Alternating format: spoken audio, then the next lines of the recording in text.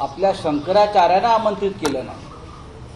हिंदुत्वाचे सगळ्यात मोठे आमचे गुरु, त्यांनी हिंदुत्वावर गप्पा माराव्या.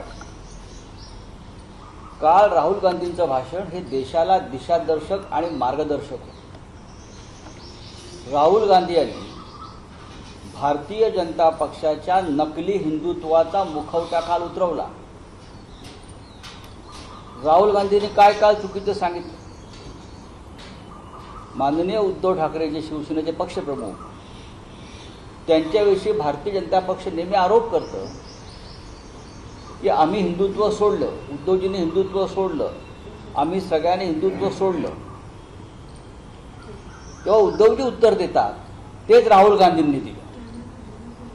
उद्धवजी सांगतात आम्ही भारतीय जनता पक्षाला सोडलं, हिंदुत्व सोडलं नाही. भारतीय जनता पक्ष म्हणजे हिंदुत्व नाही. राहुल गांधींनी काल नरेंद्र मोदी आणि अमित शहा यांच्या तोंडावर सांगितलं की हिंदुत्वाचा ठेका तुम्ही घेतलेला नाही मोदी, आणि भारतीय जनता पक्ष म्हणजे हिंदुत्व नाही. हिंदुत्वाची व्याप्ती, हिंदुत्वाचा विचार खूप मोठा आहे, जो तुम्हाला कधी समजलेला नाही. पंतप्रधानांना उभं राहून त्यांच्या प्रश्नाला सत्ताधारी पक्ष मोठा गोंधळात पाहायला मिळाला. त्यांचे मंत्री पहिल्या फळीतील टॉप 4 नेते उभे राहिले. 9 मंत्री, 1 गृहमंत्री आणि 1 अकेला सफर भारी म्हणजे नरेंद्र मोदी, या सगळ्यांना काल राहुल गांधी भारी पडले. त्यांना वारंवार हस्तक्षेप करावा लागला. आपली बाजू मांडण्यासाठी लोकसभा अध्यक्षांकडे प्रोटेक्शन मागावं लागलं. कालचं चित्र फार विचलित करणारं होतं. खरं म्हणजे 10 वर्षात प्रथम देशाच्या मजबूत गृहमंत्र्यांना संसदेमध्ये ओम बिर्लांकडे प्रोटेक्शन मागावं लागलं. आम्ही संरक्षित कीजिए. कालपर्यंत ह्यांच्यापासून आम्हाला संरक्षण मागावं लागत होतं. एवढी यांची हुकुमशाही आणि दादागिरी होती. पण राहुल गांधींनी काल त्यांना गुडघ्यावर आणलं संसदेमध्ये, आणि त्यांना ओम बिर्लांकडे संरक्षण मागावं लागलं. हे चित्र काल देशाने पाहिलं.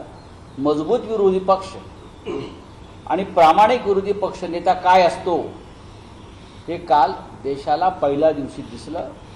ही सुरुवात आहे, ही सुरुवात आहे. आम्ही असं एवढं म्हणू आगे आगे देखो होत आहे. त्याचे परिणाम विधिमंडळाच्या अधिवेशनातही दिसले सर. महाराष्ट्राच्या अगदी शिवीगाळ करण्यात आली नेत्यांकडून. बघा, शिवीगाळ कोणी केली? ही भारतीय जनता पक्षाची त्यांनी नवीन सुरू केलेली संस्कृती, यापूर्वी होत नव्हतं. देवेंद्र फडणवीस यांच्या हातात जेव्हापासून या राज्याची सूत्र गेली तेव्हापासून त्यांनी ज्या टोळ्या जमवल्या इतर पक्षातल्या गुंडांच्या, भारतीय जनता पक्षाचे ते झालर टाकून, ते त्यांच्या मूळ पक्षाचे लोक नाही आहेत, बाहेरचे लोक आहेत. या टोळ्या आहेत त्यांनी जमवलेल्या. त्या टोळ्यांना त्याच पद्धतीनं उत्तर दिलं पाहिजे. अंबादास दानवे हे विरोधी पक्षनेते जरूर आहेत. आतापर्यंत त्यांनी विरोधी पक्षनेत्याचे सर्व शिष्टाचार पाळलेले आहेत. पण एक शिवसैनिक म्हणून जर आमच्या अंगावर कोणी येणार असेल तर आम्हाला त्या पद्धतीनं त्यांच्यावरची चाल करावी लागेल. कोण आहेत हे लोक? फडणवीसांनी गोळा केलेले. यांना काय भाजपचा विचार माहिती आहे? यांना काय हिंदुत्व माहिती आहे? हे सगळे दलाल एजंट फडणवीसांनी गोळा केले आणि राज्य करायचा प्रयत्न केला. जे दिल्लीमध्ये तेच महाराष्ट्रात. ह्याच्यामध्ये देवेंद्र फडणवीस यांच्याबरोबर असलेला एकही माणूस हा खरा भारतीय जनता पक्षाचा नाही, त्या विचाराचा नाही. राष्ट्रपतींच्या अभिभाषणावर आज पंतप्रधान संबोधन करणार आहेत 4 वाजता संध्याकाळी. करू द्या. प्रश्न असा आहे की एरवी पंतप्रधान फक्त भाजपच्या खासदारांची बैठक घ्यायचे, आज अभिभाषणापूर्वी एनडीएच्या खासदारांची बैठक बोलवली. दुसरा पर्याय नाही त्यांच्यासमोर. एनडीएचं जे सध्या भजन चाललेलं आहे मोदींकडून ते ऐकून आम्हाला आनंद होतो आहे आणि थोडं गुदगुलाही होत आहे. त्यांना दुसरा पर्याय नाही. भारतीय जनता पक्षामध्ये मोदींच्या विरुद्ध कमालीची अस्वस्थता आहे. त्याच्यामुळे एनडीएच्या पाठिंब्याशिवाय, जे 2-4 जे प्रमुख पक्ष आहेत त्यांच्या पाठिंब्याशिवाय हे सरकार ते चालवू शकत नाही.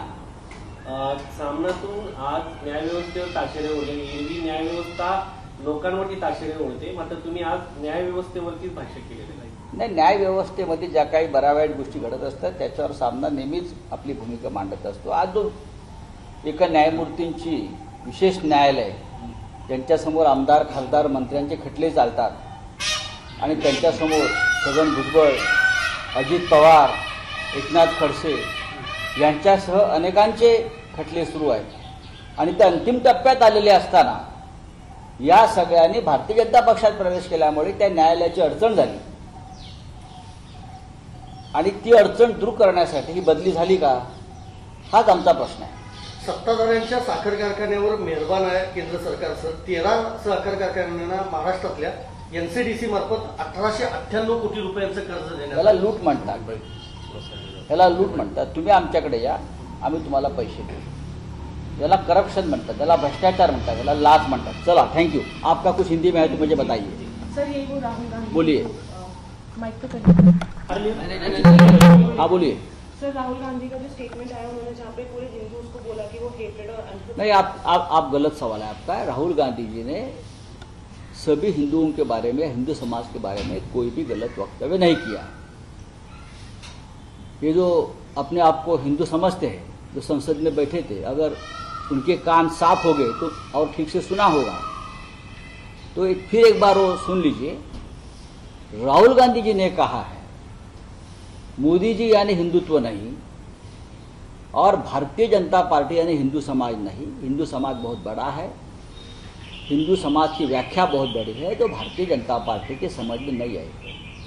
मैं आपको महाराष्ट्र की बात बताता हूँ.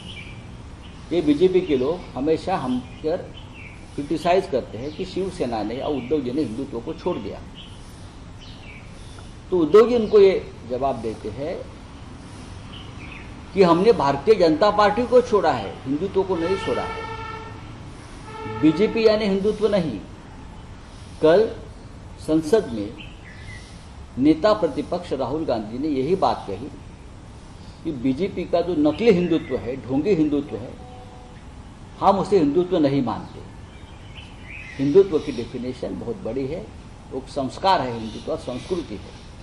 नफरत फैलाना हिंदुत्व के किसी धर्म ग्रंथ में नहीं लिखा है, जो बीजेपी 10 साल से इस देश में कर रही है. सर बंगाल के चोपड़ा से जो वीडियो वायरल हुआ है उस पर कुछ कहने कि टीएमसी को कहा जा रहा है कि वो तालिबान की सरकार है. ठीक है, उसके लिए जवाब देने के लिए हमारे टीएमसी के साथी बहुत मजबूत है, वो दे देंगे जवाब. सर बस आखिरी सवाल, जो शिवसेना के लीडर्स है जो अंबादास दानवे जी से जो बीजेपी रेजिग्नेशन की डिमांड कर रही है, उनकी भाषा को लेकर उस पर क्या कहेंगे? ठीक है, भाषा का इस्तेमाल दोनों तरफ से हुआ है, ताली एक हाथ से नहीं बसती. अंबादास दानवे बहुत पुराने अनुभवी नेता है हमारे, और जिस तरह की भाषा का इस्तेमाल सामने से आया है उसका प्रतिवाद उसने किया. लोकशाही मराठी ऐका, पहा, जागरूक रहा.